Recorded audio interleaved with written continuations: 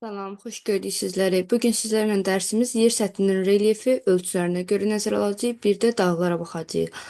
Yer səthinin relyefi nədir? Relyef ümumiyyətcə nahamarlıqların cəmidir, yəni dağ və düzənliklərin cəmidir. Relyefi öyrənən elm adlanır geomorfologiya elmi. Geomorfologiya elmi. Geomorfologiya elmini geologiya elmi ilə qarışdırmırıq. Geologiya elmi yerin daxili quruluşunu öyrənir, ayrı bir elm sahəsidir. Geomorfologiya isə coğrafiyanın tərkibinə daxil olan elmlərdən biridir və yer səthinin relyefini öyrənir. Relyef formaları müxtəlifdir. Açıq relyef formaları var, qapalı relyef formaları var. Bu nə deməkdir? Açıq relyef formaları sanki uzanıb gedir. Bu relyef formaları açıq adlanır. Yarğanlar uzanıb gedən relyef formasıdır. Qobu, yarğanın inkişafının son mərhələsi qobu adlanır. Yəni o da uzanıb gedən relyef formasıdır. Çay dərəsi uzanıb gedən nə relyef forması varsa onlar aid olur açıq relyef formasına. Bir də var qapalı relyef formaları. Qapalı relyef formaları müəyyən hüdudlar daxilində yerləşən relyef formalarıdır. Misal üçün dağdır, dağın bir hüdudu var da ətrafına fırlanırsan, hüdud çərçivədə yerləşir. Müəyyən hüdudlar daxilində yerləşən relyef formaları adlanır qapalı relyef formaları. Daha sonra müsbət relyef formalar var və mənfi relyef formalar var. Yer səthindən üzü yuxarı toplanan relyef formaları adlanır müsbət, üzü aşağı toplanan relyef formaları isə adlanır mənfi relyef formaları. Misal üçün, müsbət relyef forması delta. Delta nədir? Çayın gətirdiyi çöküntülərdir. Çayın gətirdiyi çöküntülər üst-üstə toplanır və hündürləşir. Buna görə müsbət relyef formasıdır. Gətirmə konusu da delta çayın mənsəbdə çöktürdüyü çöküntülərdir. Gətirmək konusu isə çayın dağdan düzənliyə gətirdiyi yerdə çöktürdüyü çöküntülərdir.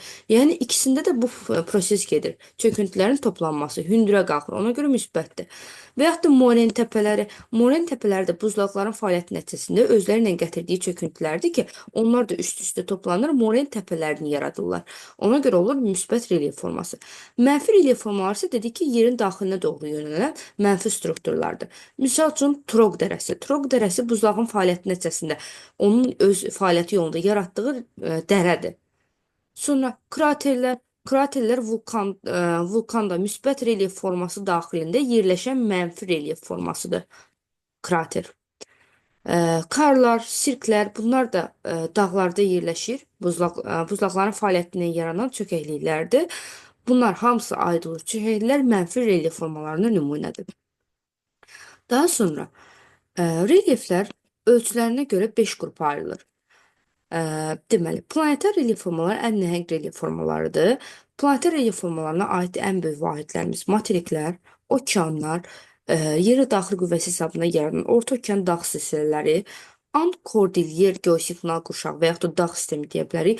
Alp-Himalay dağ sistemi və yaxud da geosignal qurşağı ən nəhəng olanlar aid olur planetar relyef formalarına. Mega relyef formaları isə hündür dağlar və nəhəng düzənliklər aiddir. Misal üçün, Ant dağları, baxın, Ant-Kordilyer birlikdə olanda sistem şəklində, dağ sistemi nəhəng olduğuna görə planetara aiddir. Amma Ant dağlara ayrıca, nə bilim, Himalay dağları, Alp dağları, Qafqaz dağları ayrıca verildikdə bu mega relyef formaları sayılır. Və yaxud da iri düzənliklər, Mesopotamiya olsun, ovalıq olsun, Amazon ovalıq olsun, Kür-Araz ovalığı olsun, nəhəng nə düzənliklərimiz varsa və dağlarımız varsa, bunlar aid olur megaya. Makro relyef formaları nədir? Makro relyef formaları mega relyef formalarının hissələrini təşkil edir. Misal üçün, Qafqaz dağları mega idisə, Qafqazın hissələri, onun silsilələri, yəni yan silsilə, Niyalda, Qovda, Baş Qafqaz hissəsi, Sudur hissəsi, bunlar artıq Qafqazın hissələridir. Deməli, mega relyef formalarının hissələri adlanır makro. Və yaxud da Kür-Araz ovalığı mega idisə, onun hissələri Muğan düzü, Şirvan düzü, Mil düzü, Qarabağ düzü, bunlar artıq olacaq makro relyef formalarına aid olacaq. Daha sonra nisbətən kiçik relyef formaları mezorelyef formalarıdır ki, bunlar əsasən xarici qüvvələrin təsiri ilə formalaşır. Yəni eksogen proseslər nəticəsində yaranır. Çay dərələri, kanyonlar, troq dərələri, morenlər, yarğan, qobu, bunlar hamısı aid olur eksogen qüvvələrin təsiri ilə formalaşan relyef formalar. Aid olur mezorelyefə. Və bir də var mikro relyef formaları. Mikro relyef formaları isə daha kiçik relyef formalarıdır. Mezodan da kiçikdir. Bu da xarici qüvvələrin təsiri ilə formalaşır. Bu daha kiçik ərazini əhatədir. Kars qıfı, Barxan, Duyun, bunlar aid olur mikro relyef formalarına. Bu ölçülərinə görə qruplaşdırdığımız relyef formalarından ilk üçü planetar, mega və makro relyef formaları yerin daxili qüvvəsi hesabına, yəni endogen proseslər hesabına formalaşır. Bu cür relyef formaları adlanır morfostrukturlar. Morfostrukturlara hansılara aid oldu? Birinci, ikinci və üçüncü, yəni planetar, mega, makro. Yerin xarici qüvvəsi hesabına formalaşan relyef formaları isə, yəni eksogen qüvvələr, eksogen proseslər hesabına formalaşan relyef formalar adlanır morfoskulptur. Skulpturlar.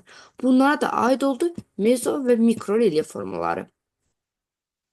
Daha sonra keçdik dağlar mövzusuna. Dağ nədir?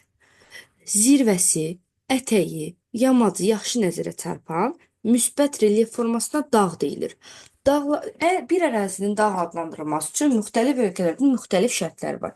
Misal üçün, Azərbaycanda deyir ki, əgər həmin ərazinin ətəyi, zirvəsi yaxşı nəzərə çarpırsa və ətəklə zirvə arasındakı hündürlük fərqi, ətəklə zirvə arasındakı hündürlük fərqi 200 metrə bərabərdir, 200 metrdən hündürdürsə, bu adlanır dağ. 200 metrdən əgər alçaqdırsa, bu adlanacaq təpə. Amma bu bütün dövlətlər üçün sabit göstərici deyil. Misal üçün, Böyük Britaniyada deyir ki, hündürlüyü 600 metrdən aşağı olan relyef formaları mənim üçün təpədir. 600 metrdən yüksək olanlar dağdır. Və yaxud da Amerikada bunu hündürlüyü stabili qoyub 305 metr deyir. 305 metrdən 300 metrdən aşağı olan relyef formaları təpədir. 300-dən yuxarı olanlarsa dağdır mənim üçün. Yəni bu ölkələr özləri bunu dəyərləndirirlər. Daha sonra hündürlüyünə görə dağların qruplaşdırılması bu əslində mübahisə doğuran bir məqamdır. Müxtəlif cür qruplaşdırmalar var. Amma biz orta məktəb dərsliyinə uyğun olaraq qruplaşdırma aparacağıq. Alçaq dağlar, alçaq dağlar hündürlüyü 1000 metrə qədər olan dağlardır. Sıfırdan 1000 metrə qədər olan. Orta dağlar hündürlüyü 1000-2000 metr arasında olan dağlardır. Yüksək dağlar isə hündürlüyü 2000 metrdən yüksək olan dağlardır. Misal üçün, alçaq dağların nümunə kimi Çoban dağ silsiləsini göstərə bilərik, Boz dağı göstərə bilərik. Orta dağa nümunə kimi Ural dağlarını göstərə bilərik, hündürlüyü 1895 metrdir. Yüksək dağlara nümunə kimi Himalay dağlarını göstərə bilərik, hündürlüyü 2000 metrdən çox olan relyef formasıdır. Bəs yaxşı uşaqlar, gəlin dağların quruluşuna da baxaq necədir. Dağın ən hündür zirvəsi onun adlanır zirvəsi. Ən hündür yeri. Bu zirvə pik də adlana bilər. Pik nədir? Şiş uclu zirvə. Yəni daha cavan dağlar üçün xarakterlikdir. Dağın ən aşağı yeri onun adlanır ətəyi. Dağın zirvəsi ilə ətəyi arasında qalan hündürlük fərqi adlanır yamac. Yamac. Dağın əsas göstəriciləri bunlardır. Daha sonra dağlar mənşəyinə görə iki cür qruplaşdırılır. Tektonik dağlar var və vulkanik dağlar var. Tektonik və vulkanik. Tektonik dağlar əsasən silsilə əmələ gətirir, amma vulkanik dağlar silsilə əmələ gətirmir. Bir-birindən fərqli xüsusiyyətlərindən biridir. Vulkanik dağlar vulkan püskürməsi nəticəsində yaranan relyef formalardır. Misal üçün, Kilimanjaro dağı nümunə göstərə bilərik. Vulkanik dağlar deyirik ki, silsilə əmələ gətirmirlər. Tektonik dağlar isə özlərində üç qrupa bölünür. Qırışıq dağlar, qırışıq faylı dağlar və faylı dağlar. Qırışıq dağlar əsasən süxurların sıxılması nəticəsində yaranır. Bunlara yaşına görə cavan dağlar uyğun gəlir. Süxurların sıxılması nəticəsində yaranır. Faylı dağlar isə qədim dağlardır. Əsasən xarici qüvvələrin təsirinə məruz qalıb, artıq üst hissəsi şiş uclu zirvələri hamarlaşıb. Buna deyirik qədim dağlar və yaxud da faylı dağlar. Və bir də var mənşəyinə görə qırışıq faylı dağlar.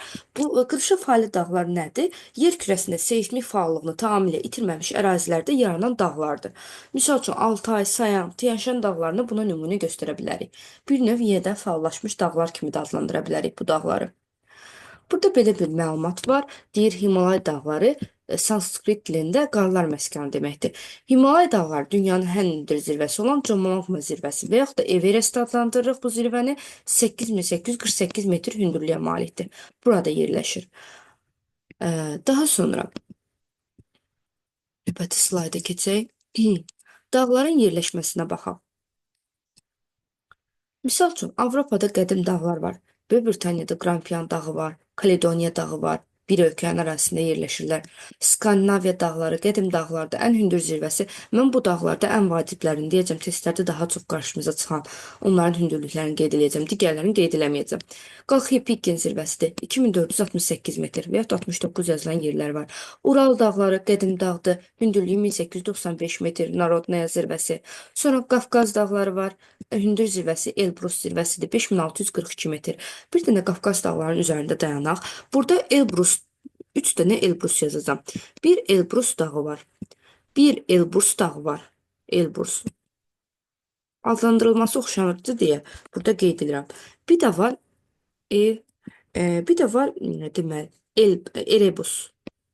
Erebus. Bunlar üçü bir-birinə oxşuyur deyə bunları dedim vurğulayım. Elbrus axından rus sözüdür yadınızda saxlayın. Qafqaz dağlarının ən hündür zirvəsidir. Zirvənin hündürlüyü 5642 metrdir. Elbrus və yaxud da Elbrus dağları adlanır bu dağlar. İranın ərazisində yerləşir. Ən hündür zirvəsi Dəmavənd zirvəsidir. Dəmavənd 5610 metrdir. 5610 metr. 5604 adlandırılan yerlər də var zirvənin hündürlüyü. Və bir də var Erebus. Bu isə vulkandır, Erebus vulkanı. Bu da Antarktidada yerləşir. Ən hündür hissəsi 3794 metrdir. Bu üçü bir-birinə oxşuyur deyə bunlara diqqət eləyək. Elbrus, Rus olan Qafqaz, Elbrus və yaxud da Elbrus dağları deyirik. Zirvənin adı Dəmavənddir. İran ərazisində yerləşir 5610 metr. Və Erebus vulkanı Erebus. Bu da 3794 metr Antarktidanın ərazisində yerləşir. Daha sonra burada hündürlüklərini bilməyimiz lazım olur. Qərbi Avropanın ən hündür zirvəsi Alp dağlarında yerləşir. Mont Blanc zirvəsidir. 4807 metrdir. Burada Əndəlüsdür, Pirineydir, Alpdır, Appenindir, Dinar, Balkan, deməli Pont, Tavr, Qafqaz dağları. Bunlar Alp-Himalay gölsignal qurşağında və yaxud da Alp-Himalay dağ sistemində yerləşən dağlardır və cavan dağlar hesab olunurlar. Burada Balkan dağlarının bir başqadır, Stara Planina görə bilərsiniz testlərdə. Daha sonra keçən növbəti Avropa, Asiyanın dağlarına.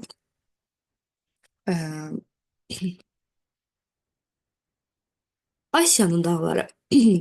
Ural dağları Avropa ilə Asiyanın keçidində yerləşir, qədim dağlardır. Daha sonra qədim dağlara burada Altay, Sayan, Tian-Şan dağlarını nümunə göstərə bilərik. Sonra Xinqan dağları, Böyük Xinqan, Kiçik Xinqan dağları qədim dağlardır. Kaledon Hersin mərhələsində yaranan dağlardır, qırışıqlığına. Daha doğrusu dağ əmələ gəlmə mərhələsində. Deməli, Böyük Xəyans, Çersk, Sxota, Alen dağları. Bunlar da Kimer qırışıqlıq mərhələsində yaranan dağlardır. Digər dağlar isə əsasən cavan dağlardır. Asiyanın ən hündür zirvəsi Himalay dağlarında yerləşən Jomolungma və yaxud da Everest zirvəsidir. 8848 metrdir. Daha sonra burada Pakistanla Çinin sərhədində Karakorum dağları yerləşir. Karakorum dağları nəyə görə diqqət edirik? Karakorum dağlarının iki cür adlandırılır zirvəsi. Bir Çaqori zirvəsi, bir də K2 zirvəsi adlanır zirvəsi. Bunların hündürlüyü 8611 metrdir. Karakorum dağlarında yerləşir. Digərlərindən Qafqaz dağları vacib olanı dedik. Digərlərini də baxarsınız yenə sərbəst. Əsas vacib olanları vurğulayacağım sizə. Daha sonra keçdik Şimali Amerikanın dağları. Şimali Amerikada Kordilyer dağları yerləşir ki, Kordilyer dağları da bir neçə hissədən ibarət olur. Bunları da biz qitələrin relyefində Şimali Amerikanın relyefini izah edəndə daha aydın şəkildə izah edəcəyik. Bir dənə burada yaşına görə izah etmək üçün deyirəm ki, burada sahil sıra dağları yerləşir ki, Kordilyer dağlarının ən cavan hissəsidir, Kaynozo erasında yaranıb. Digər hissəsi isə, yəni Kordilyer dağlarının əsas hissəsi Mezozoya aiddir.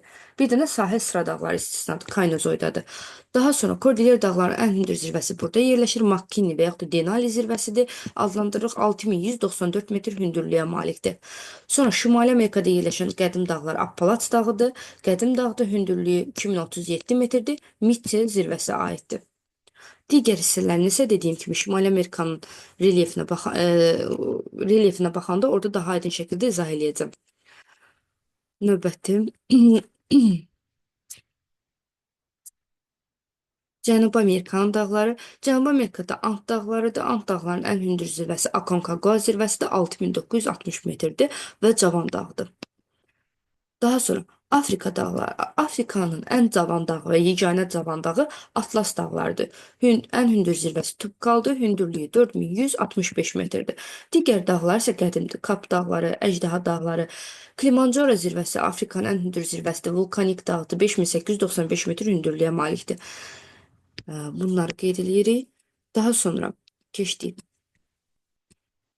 Avustraliyanın dağları. Avstraliya qədim bir platforma üzərində yerləşdiyinə görə burada cavan dağ yoxdur. Əsasən qədim dağlardır.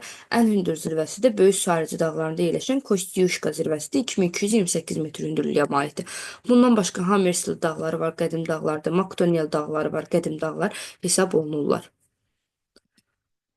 Daha sonra Antarktidanın dağları. Antarktidada Transantarktik silsiləsi yerləşir. Əsasən Antarktidanın qərb hissəsi hündür silsilədir. Çünki Ant-Kordilyer geosinkronal qurşağının davamıdır və aktiv zonadır. Burada Erebus vulkanı, Terror vulkanları yerləşir.